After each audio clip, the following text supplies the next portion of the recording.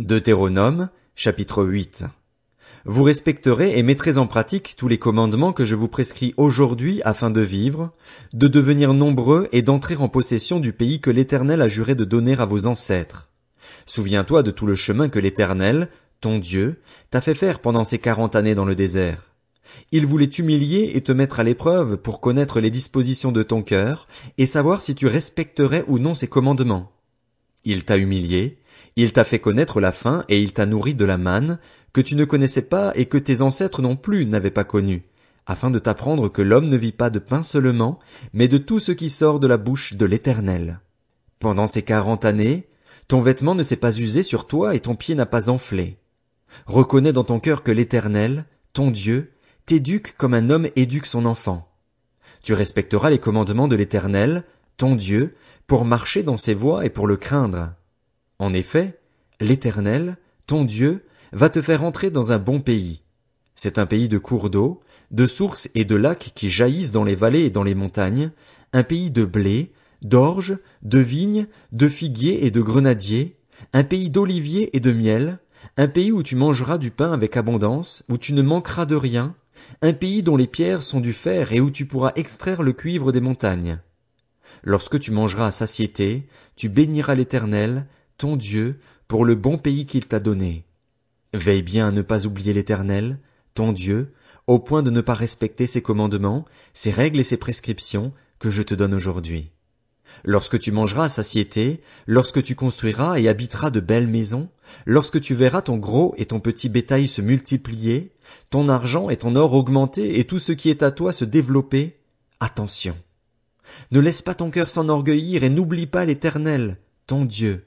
C'est lui qui t'a fait sortir d'Égypte, de la maison d'esclavage, qui t'a fait marcher dans ce grand et affreux désert où il y a des serpents brûlants et des scorpions, dans des endroits arides et sans eau, et qui a fait jaillir pour toi de l'eau du rocher le plus dur, qui t'a fait manger dans le désert la manne, inconnue de tes ancêtres, afin de t'humilier et de te mettre à l'épreuve pour te faire ensuite du bien.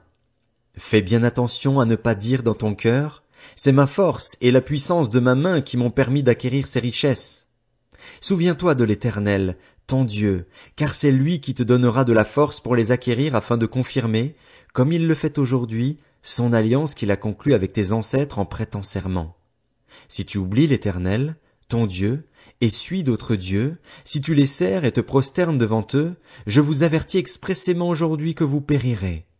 Vous périrez comme les nations que l'Éternel fait disparaître devant vous, parce que vous n'aurez pas écouté l'Éternel, votre Dieu.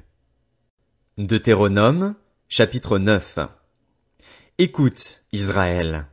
Tu vas aujourd'hui passer le Jourdain pour te rendre maître de nations plus grandes et plus puissantes que toi, de villes grandes et fortifiées jusqu'au ciel, d'un peuple grand et de haute taille, les descendants d'Anak, que tu connais et à propos desquels tu as entendu dire, qui pourrait résister aux descendants d'Anak? Sache aujourd'hui que l'Éternel, ton Dieu, marchera lui-même devant toi comme un feu dévorant. C'est lui qui les détruira, qui les humiliera devant toi, et tu les chasseras, tu les feras disparaître rapidement, comme l'Éternel te l'a dit. Lorsque l'Éternel, ton Dieu, les aura chassés devant toi, ne dis pas dans ton cœur, c'est à cause de ma justice que l'Éternel me fait entrer en possession de ce pays. En effet, c'est à cause de la méchanceté de ces nations que l'Éternel les chasse devant toi. Non, ce n'est pas à cause de ta justice et de la droiture de ton cœur que tu entres en possession de leur pays, c'est à cause de la méchanceté de ces nations que l'Éternel, ton Dieu, les chasse devant toi, et c'est pour confirmer la promesse que l'Éternel a faite avec serment à tes ancêtres, à Abraham, à Isaac et à Jacob. Sache donc que ce n'est pas à cause de ta justice que l'Éternel, ton Dieu, te donne ce bon pays à posséder, car tu es un peuple réfractaire. Souviens-toi, n'oublie pas de quelle manière tu as excité la colère de l'Éternel, ton Dieu, dans le désert. Depuis le jour où tu es sorti d'Égypte jusqu'à votre arrivée ici, vous vous êtes révoltés contre l'Éternel. À Horeb, vous avez excité la colère de l'Éternel et l'Éternel s'est irrité contre vous au point de vouloir vous détruire. Lorsque je suis monté sur la montagne pour prendre les tables de pierre, les tables de l'alliance que l'Éternel a conclue avec vous, je suis resté là 40 jours et 40 nuits, sans manger de pain et sans boire d'eau. L'Éternel m'a donné les 2 tables de pierre écrites du doigt de Dieu et contenant toutes les paroles que l'Éternel vous avait dites sur la montagne du milieu du feu, le jour de l'assemblée. C'est au bout des 40 jours et des 40 nuits que l'Éternel m'a donné les 2 tables de pierre, les tables de l'Alliance. L'Éternel m'a dit alors, Lève-toi, dépêche-toi de descendre d'ici. En effet, ton peuple, celui que tu as fait sortir d'Égypte, s'est corrompu. Ils se sont bien vite écartés de la voie que je leur avais prescrite. Ils se sont fait une idole en métal fondu. L'Éternel m'a dit, Je vois que ce peuple est un peuple réfractaire. Laisse-moi les détruire et effacer leur nom de dessous le ciel, tandis que je ferai de toi une nation plus puissante et plus nombreuse que ce peuple. Je suis reparti et je suis descendu de la montagne tout en feu, les 2 tables de l'Alliance dans les 2 mains. J'ai regardé et j'ai vu que vous aviez péché contre l'Éternel, votre Dieu. Vous vous étiez fait un veau en métal fondu, vous vous étiez bien vite écarté de la voie que l'Éternel vous avait prescrite. Je tenais les 2 tables, je les ai jetées et brisées sous vos yeux. Je me suis prosterné devant l'Éternel, comme précédemment, 40 jours et 40 nuits, sans manger de pain et sans boire d'eau, à cause de tous les péchés que vous aviez commis en faisant ce qui est mal aux yeux de l'Éternel pour l'irriter.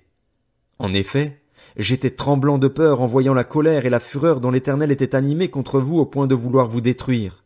Mais l'Éternel m'a écouté cette fois encore. L'Éternel était aussi très irrité contre Aaron, qu'il voulait faire mourir, et j'ai encore intercédé pour lui à cette époque-là. J'ai pris le veau que vous aviez fait, ce produit de votre péché, je l'ai brûlé au feu, je l'ai broyé jusqu'à ce qu'il soit réduit en poudre et j'ai jeté cette poudre dans le torrent qui descend de la montagne. À Tabéhéra, à Massa et à Kibroth Hattaava, vous avez excité la colère de l'Éternel. Lorsque l'Éternel vous a envoyé à Kadès Barnéa en disant, Montez, prenez possession du pays que je vous donne, vous vous êtes révoltés contre l'ordre de l'Éternel, votre Dieu, vous n'avez pas eu foi en lui et vous n'avez pas obéi à sa voix. Vous avez été rebelles contre l'Éternel depuis que je vous connais. Je me suis prosterné 40 jours et 40 nuits, parce que l'Éternel avait dit qu'il voulait vous détruire. J'ai prié l'Éternel, j'ai dit, Seigneur Éternel, ne détruis pas ton peuple, ton héritage, que tu as racheté dans ta grandeur, que tu as fait sortir d'Égypte par ta main puissante. Souviens-toi de tes serviteurs Abraham, Isaac et Jacob. Ne regarde pas à la dureté de ce peuple, à sa méchanceté et à son péché. Sinon, les habitants du pays d'où tu nous as fait sortir diront, c'est parce que l'Éternel n'avait pas le pouvoir de les conduire dans le pays qu'il leur avait promis et parce qu'il les détestait qu'il les a fait sortir pour les faire mourir dans le désert. Ils sont pourtant ton peuple et ton héritage, que tu as fait sortir d'Égypte avec puissance et force. Deutéronome, chapitre 10. À cette époque-là, l'Éternel m'a dit, taille 2 tables de pierre pareilles aux premières et monte vers moi sur la montagne. Tu feras aussi un coffre en bois. J'écrirai sur ces tables les paroles qui étaient sur les premières tables que tu as brisées et tu les mettras dans le coffre. J'ai fait un coffre en bois d'acacia, j'ai taillé 2 tables de pierre pareilles aux premières et je suis monté sur la montagne, les 2 tables dans la main. L'Éternel a écrit sur les tables ce qui avait été écrit sur les premières, les 10 paroles qu'il vous avait dites sur la montagne, du milieu du feu, le jour de l'assemblée, et il me les a données. Je suis reparti et je suis descendu de la montagne. J'ai mis les tables dans le coffre que j'avais fait et elles sont restées là, comme l'Éternel me l'avait ordonné. Les Israélites sont partis de Béhéroth Béné Jaakan pour Moséra. C'est là qu'est mort Aaron et qu'il a été enterré. Éléazar, son fils, lui a succédé en tant que grand prêtre.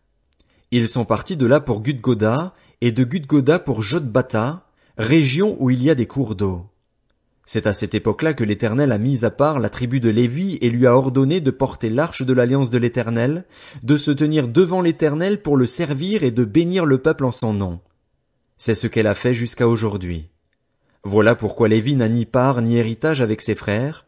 L'Éternel est son héritage, comme l'Éternel, ton Dieu, le lui a dit. Je suis resté sur la montagne, comme précédemment, 40 jours et 40 nuits. L'Éternel m'a exaucé encore cette fois, il n'a pas voulu te détruire. L'Éternel m'a dit, lève-toi, va marcher à la tête du peuple, qu'ils aillent prendre possession du pays que j'ai juré à leurs ancêtres de leur donner. Maintenant, Israël, que demande de toi l'Éternel, ton Dieu? N'est-ce pas que tu craignes l'Éternel, ton Dieu, afin de marcher dans toutes ses voies, que tu aimes et serves l'Éternel, ton Dieu, de tout ton cœur et de toute ton âme, que tu respectes les commandements de l'Éternel et ses prescriptions que je te donne aujourd'hui, afin d'être heureux? Voici, c'est à l'Éternel, ton Dieu, qu'appartiennent le ciel et les cieux des cieux, la terre et tout ce qu'elle contient, et c'est à tes ancêtres seulement que l'Éternel s'est attaché pour les aimer. Après eux, c'est leur descendance, c'est vous qui l'a choisi parmi tous les peuples, comme vous le voyez aujourd'hui. Circoncisez donc vos cœurs et ne vous montrez plus réfractaires. En effet, l'Éternel, votre Dieu, est le Dieu des dieux, le Seigneur des seigneurs, le Dieu grand, fort et redoutable. Il ne fait pas de favoritisme et n'accepte pas de pot de vin. Il fait droit à l'orphelin et à la veuve, il aime l'étranger et lui donne de la nourriture et des vêtements. Vous aimerez l'étranger, car vous avez été étrangers en Égypte. C'est l'Éternel, ton Dieu, que tu craindras, c'est lui que tu serviras, c'est à lui que tu t'attacheras et c'est par son nom que tu prêteras serment. Il est ta gloire, il est ton Dieu. C'est lui qui a fait au milieu de toi les actes grands et redoutables que tes yeux ont vus. Tes ancêtres étaient au nombre de 70 lorsqu'ils sont descendus en Égypte, et maintenant l'Éternel, ton Dieu, a fait de toi une multitude aussi nombreuse que les étoiles du ciel.